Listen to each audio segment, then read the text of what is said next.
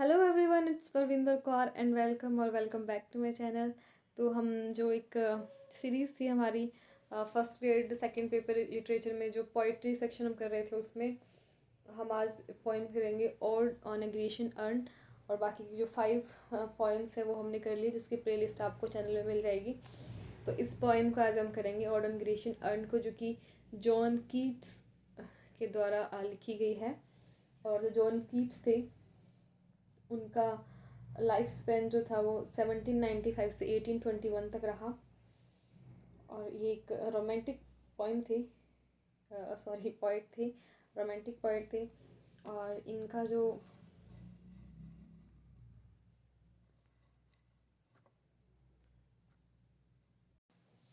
तो John Keats जो है वो एक रोमांटिक पोइट है, रोमांटिक एरा के। क्योंकि ऐसे ही क्वेश्चन एक बार अभी पूछा भी था कि किसी भी आपको पोइट का नाम देके पूछ रहे थे कि कौन से एरा के थे, तो जॉन कीट्स रोमांटिक एरा से थे। और ये जो ये पोएम है ये ऑड है, जिसमें 5 स्टेंजा है, 10 लाइन्स की, 50 लाइन्स की पोएम है। एम्बिक पेंटामीटर में लिखी गई है और इस पोएम को लिखा गया था 1819 में, 1819 में, और पब्लिश किया गया था 1820 में। तो ये पूरी जो पोएम है, जैसा स्क्रीन पे आप देख रहे हो, ग्रीशन अर्न है, एक सुराही है ग्रीक, जिसको जब जॉन कीट्स ने देखा था तो किसी म्यूज़ियम में जब उन्होंने इसको देखा था तो उसके बारे में, वो इसकी जो सुंदरता थी, इसकी जो बनावट थी, जो इसके ऊपर ये बनाए गए थे, कलाकृतियाँ बनाई गई थी, इनकी बनावट से वो बहुत ज़्यादा इस पे मोहित हो गए थे। मोहित मतलब कि एक प्रकार से उनको ये लगा था कि वो शॉक हो गए थे कि इतनी सुंदर चीज़ और ये सब क्या है, किस चीज़ के बारे में। तो उसके ऊपर उन्होंने ये और लिखा था। तो चलिए इसके टेक्स्ट को हम रीड करेंगे।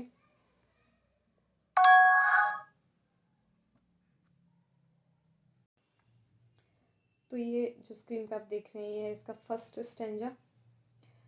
दो still unravished bride of quietness, ये जो भी बातें हो रही हैं ये अर्न और जॉन कीट्स के बीच में हो रही हैं। तो कहते हैं कि दो still unravished bride of quietness, unravished मतलब अनटच ब्राइड, एक ऐसी ब्राइड जिसको अभी तक टच नहीं किया गया। क्वाइटनेस शांति की ऐसी अनटच ब्राइड हो तुम। Thou foster child of silence and slow time, और एक ऐसी फोस्टर चाइल्ड हो। फोस्टर चाइल्ड उस बच्चे को कहा जाता है जिसका पालन पोषण किसी अन्य के द्वारा किया जाता है।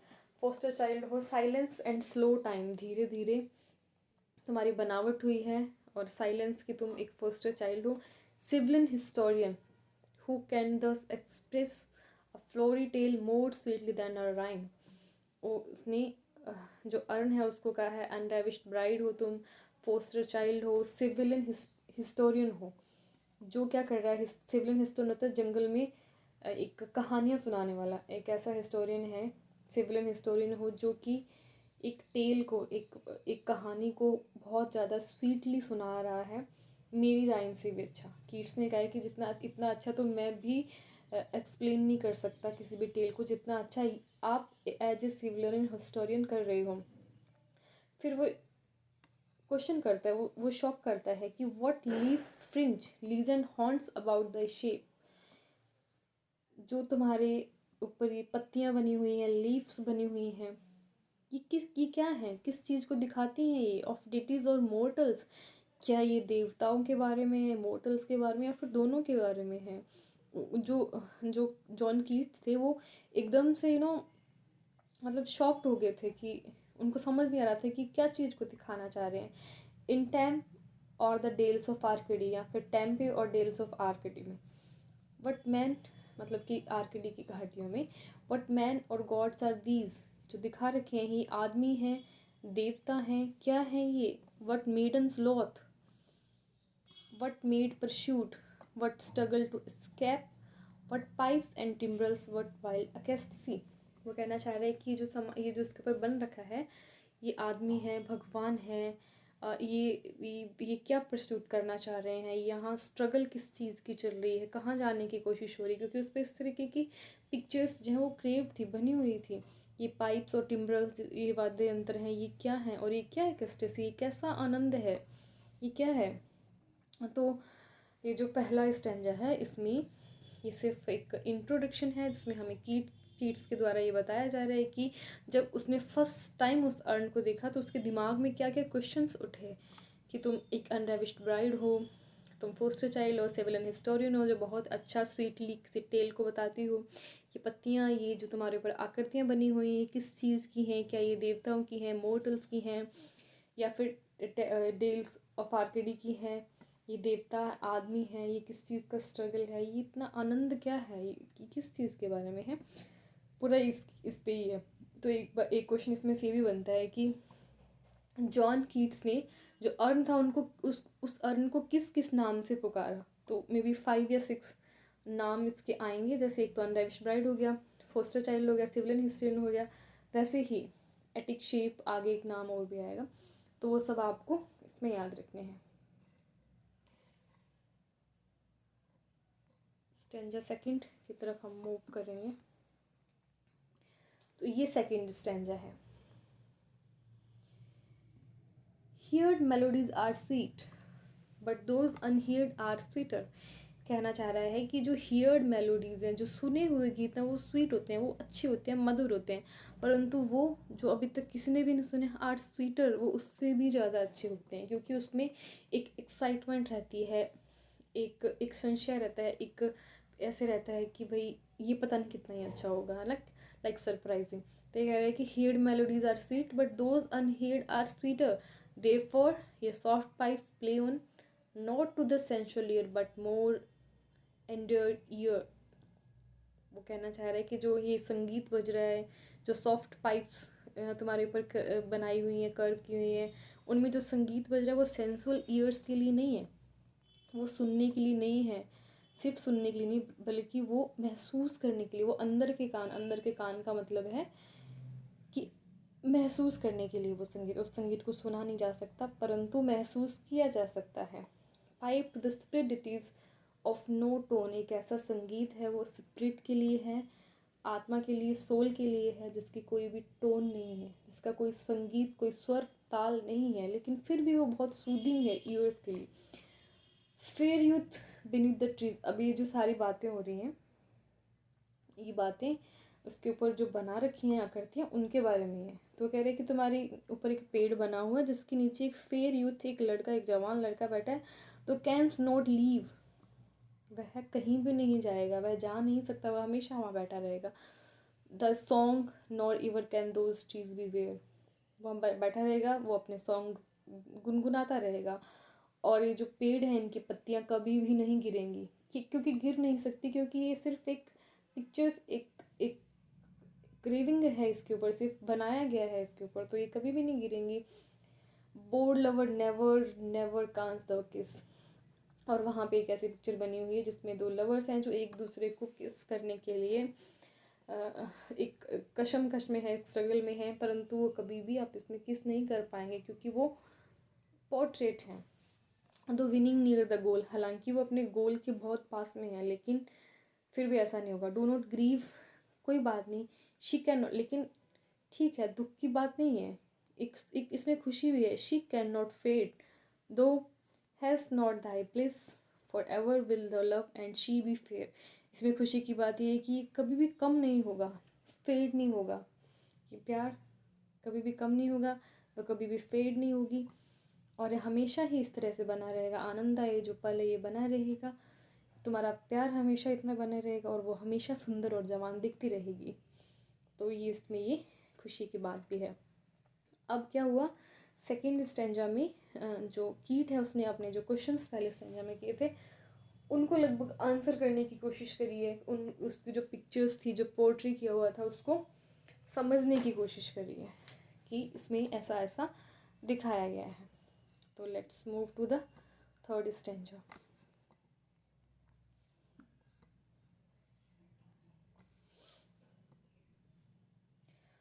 अ हैप्पी हैप्पी बोज, अब ये क्या कहना चाह रहा है, जो वहाँ पे पेड़ हैं उनकी जो बो है, मतलब बोज एक प्रकार से हम झुरमुट को कह दो या गुच्छों को कह दो, उनको कहना चाह रहा है that can not shed your leaves nor ever bid the spring edu.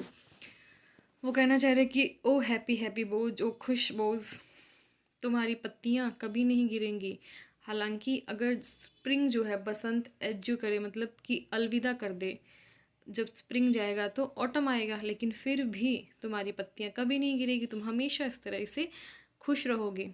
And happy melodist unwearied for ever piping songs for ever new.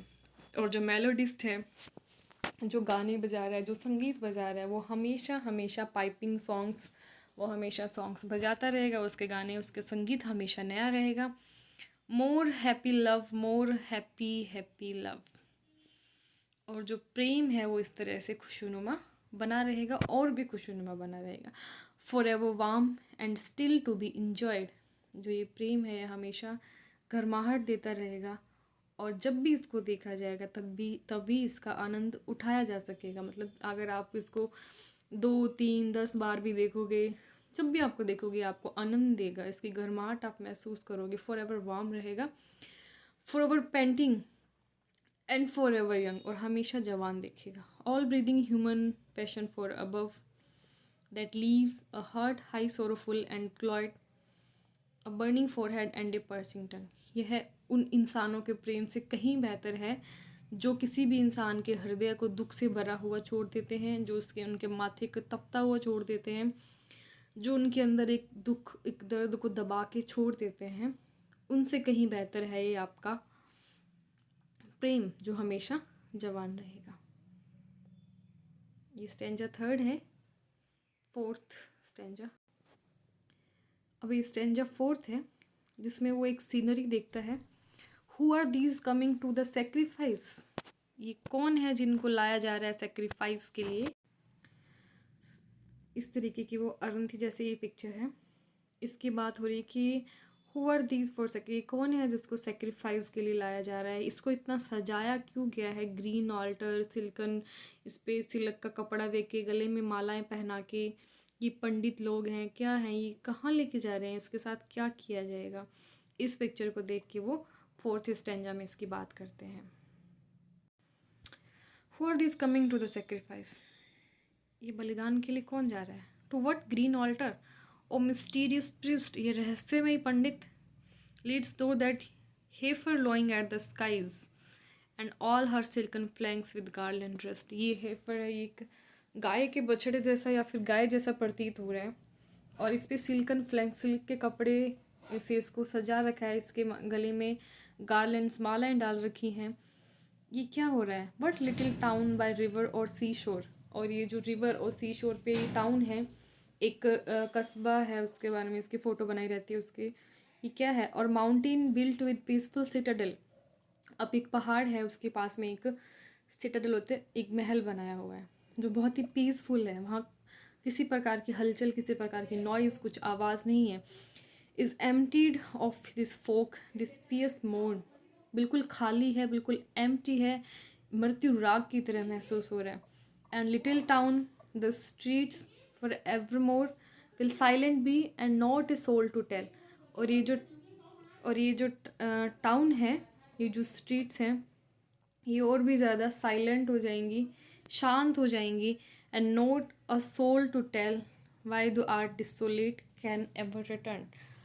और यहाँ पर एक भी सोल, मतलब एक भी आदमी, एक भी इंसान ऐसा नहीं बचा जो ये बता सके कि यहाँ के लोग इसको छोड़कर कहाँ चले गए और वो वापस कब आएंगे। मतलब वो जो सिटाडेल है, जो कि वहाँ पे एक महल नुमा घर है, जो उसकी गलियाँ जिन्होंने दिखा रखी है बहुत ही सुनसान पड़ी थी पोर्ट्रेट में। तो ये जॉन कीट्स बताना चाह रहे हैं, क्योंकि कोई भी ऐसा इंसान नहीं है जो हमें ये बता सके कि यहाँ के लोग कहाँ चले गए या फिर वो कब रिटर्न होंगे, कब वापस होंगे। ये स्टेंजा फोर्थ है। और स्टेंजा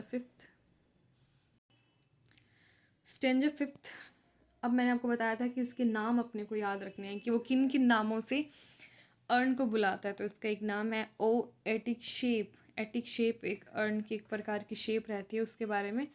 ओ Attic shape, fair attitude. Fair attitude जो नाम है वो भी अर्न के लिए दिया गया है।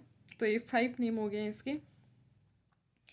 With brede of marble men and maidens overwrought, कह रहे कि वो एटिक शेप, फेयर एटीट्यूड वाली अर्न, तो हमारे ऊपर मार्बल से मैडन्स बनाई गई हैं ओवर रोड की, with forest branches and the trodden weed, जिसके ऊपर जंगल की कुछ ब्रांचेज भी बनाई गई हैं, कुछ ट्रोडन वीड्स, कुछ खरपतवार नुमा ऐसी चीज़ें तुम्हारे ऊपर उकेरी गई हैं।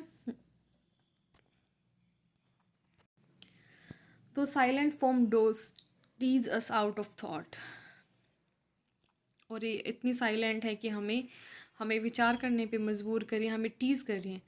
As doth eternity cold pastoral, when old age shall this generation waste, thou shalt remain in midst of the other woe than ours. A friend to men to whom they saist, thou shalt remain in midst of the other woe than ours.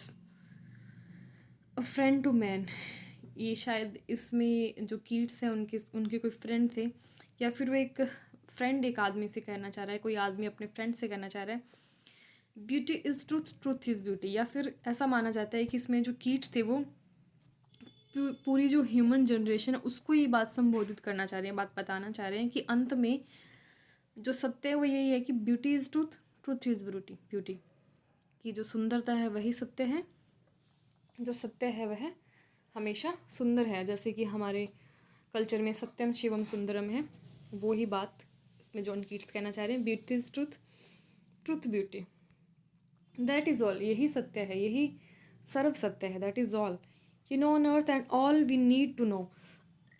यह बात इस अर्थ पे सबको पता होनी चाहिए, सबको इसका पता होने की आवश्यकता है। तो ये हमारी पोइम थी odd on the Grecian earn, John Keats ने लिखी है, और इसके 5 स्टेंजा हैं जो हमने अभी कंप्लीट किए हैं। तो thank you for watching and follow for more literature part and test series. Thank you so much.